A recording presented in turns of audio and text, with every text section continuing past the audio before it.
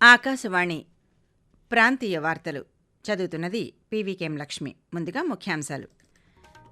పొట్టి శ్రీరాములు ఆత్మత్యాగం తెలుగువారి దృఢ సంకల్పానికి నిదర్శనమని ముఖ్యమంత్రి నారా చంద్రబాబు నాయుడు అన్నారు. రాష్ట్ర వ్యాప్తంగా రేపటి నుంచి 10వ తరగతి పరీక్షలు ప్రారంభం కానున్నాయి.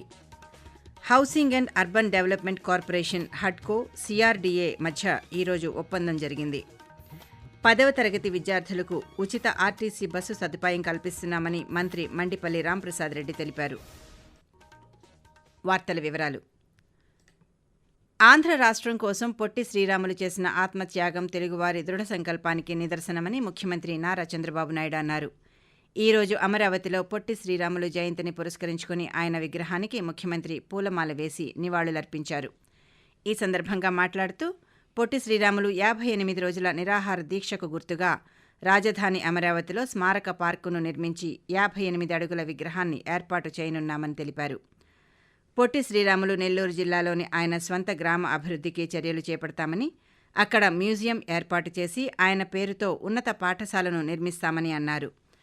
ఏడాది పాటు పొట్టి శ్రీరాములు జయంతి ఉత్సవాల నిర్వహణకు ప్రభుత్వం నిర్ణయం తీసుకుందని, వచ్చే ఏడాది మార్చి 16 వరకు వీటిని నిర్వహిస్తామని ముఖ్యమంత్రి పేర్కొంటూ, ఈరోజు రాజధానిలో కూడా 58 రోజుల దీక్ష గుర్తుగా ఆయన స్ఫూర్తికి 58 అడుగుల విగ్రహాన్ని పెట్టాలని చెప్పి నిర్ణయిస్తున్నాం. ఆయన ఉన్న ఇల్లు ఒక మ్యూజియం తయారు చేద్దాం. ఆయన గుర్తుపెట్టుకునే విధంగా వివిధ సబ్జెక్ట్స్ పైన డిబేట్ చేయడం, లిటరేచర్ తయారు చేయడం, అది ప్రజలకు అందుబాటులో పెట్టడం, మళ్లీ రేపు రాబోయే రోజులు ఈ లిటరేచర్ అంతా కూడా భద్రపరచడం, భావితరాలకు అందించడం మనం ఒక బాధ్యతగా తీసుకుని ముందుకు పోతాం.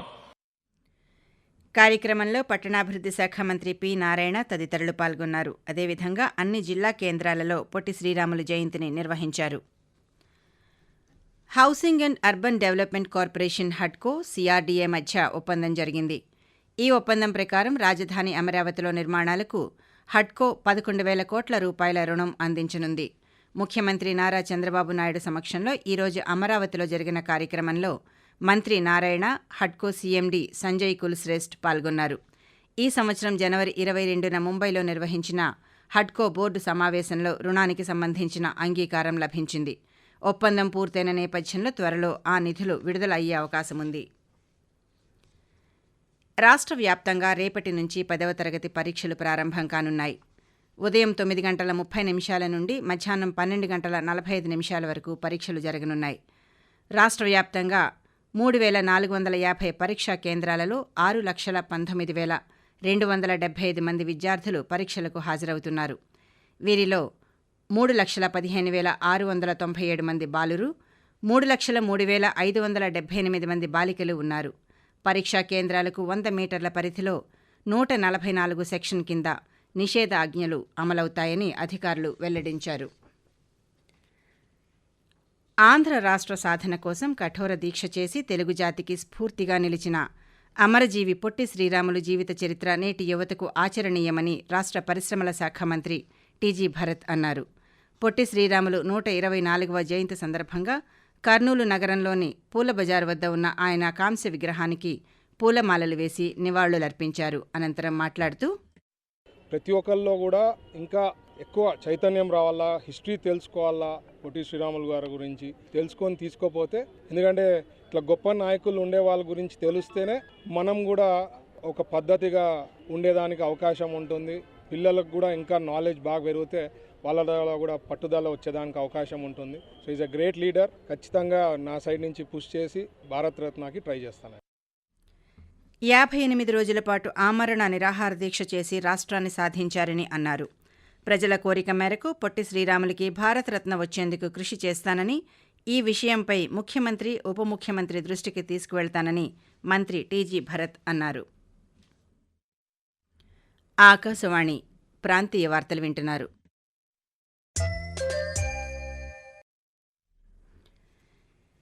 పదవ తరగతి విద్యార్థులు పరీక్షా కేంద్రాలకు చేరుకునేందుకు ఉచితంగా ఆర్టీసీ బస్సు ప్రయాణ సదుపాయం కల్పిస్తున్నామని రాష్ట్ర రవాణా శాఖ మంత్రి మండిపల్లి రాంప్రసాద్ రెడ్డి ఒక ప్రకటనలో తెలిపారు. విద్యార్థులు ఈ అవకాశాన్ని సద్వినియోగం చేసుకుని సకాలంలో పరీక్షా కేంద్రాలకు చేరుకోవాలని కోరారు. తల్లిదండ్రుల ఆశలు నెరవేర్చే దిశగా అడుగులు వేస్తూ పరీక్షల్లో విద్యార్థులు మంచి ఫలితాలు సాధించాలన్నారు. పరీక్ష ప్రారంభం కావడానికి ముందుగానే విద్యార్థులు పరీక్షా కేంద్రాలకు చేరుకోవాలన్నారు. ప్రజా సమస్యల పరిష్కారం కోసం వచ్చే అర్జీలను త్వరితగతిన పరిష్కారం చూపాలని రాష్ట్ర రోడ్లు, భవనాలు, పెట్టుబడులు, మౌలిక సదుపాయాల శాఖ మంత్రి బీసీ జనార్దన్ రెడ్డి అధికారులకు సూచించారు. నంద్యాల జిల్లాలో మంత్రి క్యాంపు కార్యాలయంలో ప్రజల నుంచి వచ్చిన పలు విజ్ఞప్తులను ఆయన స్వయంగా స్వీకరించి కొన్ని సమస్యలకు పరిష్కారం చూపారు. మంత్రి ఆధ్వర్యంలో నిర్వహించిన ఈ అర్జీల స్వీకరణ కార్యక్రమానికి జిల్లా వ్యాప్తంగా ప్రజలు తరలివచ్చారు. ఈ సందర్భంగా మంత్రి మాట్లాడుతూ ప్రజల నుంచి వచ్చిన ప్రతి విజ్ఞప్తిని సంబంధిత శాఖ అధికారుల దృష్టికి తీసుకువెళ్లి సాధ్యమైనంత త్వరగా పరిష్కరిస్తామని ప్రజలకు హామీ ఇచ్చారు. న్యాయబద్ధంగా ఉన్న సమస్యల విషయంలో సంబంధిత అధికారులతో అక్కడికక్కడే ఫోన్లో మాట్లాడి మంత్రి జనార్దన్ రెడ్డి పరిష్కారం చూపారు. 10వ తరగతి పరీక్షలకు హాజరవుతున్న విద్యార్థులకు రాష్ట్ర ఐటీ, విద్యాశాఖ మంత్రి నారా లోకేష్ శుభాకాంక్షలు తెలిపారు. ఎటువంటి భయం లేకుండా విద్యార్థులంతా ప్రశాంత మనసుతో పరీక్షలు రాసి మంచి ఫలితాలు సాధించాలని మంత్రి ఆకాంక్ష వ్యక్తం చేశారు. సకాలంలో పరీక్షా కేంద్రాలకు చేరుకుని ఎలాంటి ఒత్తిడి లేకుండా పరీక్షలు రాయాలని సూచించారు. సంవత్సరం పాటు పడిన కష్టానికి ప్రతిఫలం వచ్చే సమయం ఇదేనని అన్నారు.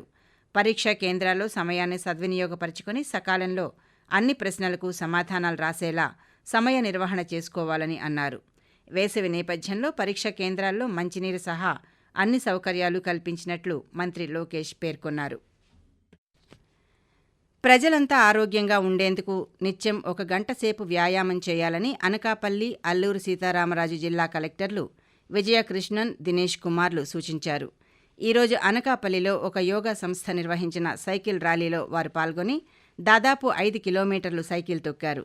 ఈ సందర్భంగా సైకిల్ తొక్కండి, ఆరోగ్యంగా ఉండండి అంటూ ప్రజలు నినదించారు.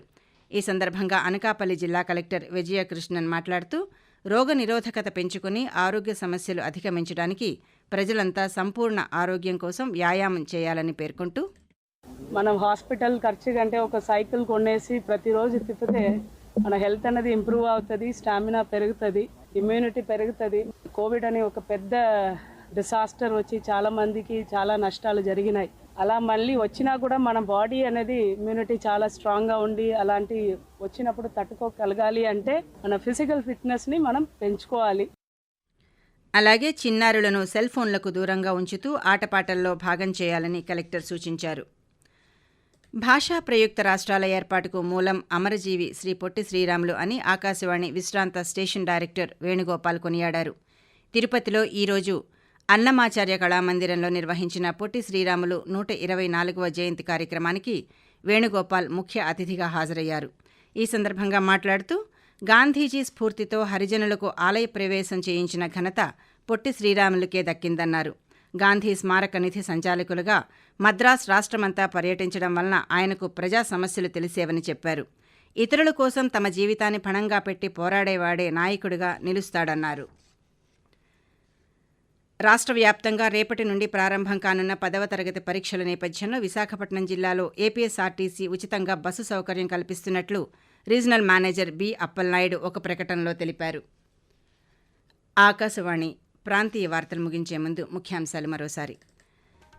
పొట్టి శ్రీరాములు ఆత్మత్యాగం తెలుగువారి దృఢ సంకల్పానికి నిదర్శనమని ముఖ్యమంత్రి నారా చంద్రబాబు నాయుడు అన్నారు. రాష్ట్ర వ్యాప్తంగా రేపటి నుంచి 10వ తరగతి పరీక్షలు ప్రారంభం కానున్నాయి. Housing and urban development corporation హడ్కో సిఆర్డీఏ మధ్య ఈరోజు ఒప్పందం జరిగింది. 10వ తరగతి విద్యార్థులకు ఉచిత ఆర్టీసీ బస్సు సదుపాయం కల్పిస్తున్నామని మంత్రి మండిపల్లి రాంప్రసాద్ రెడ్డి తెలిపారు. ఆకాశవాణి ప్రాంతీయ వార్తలు ఇంతటితో సమాప్తం. 8:30 జాతీయ వార్తలు వింటారు.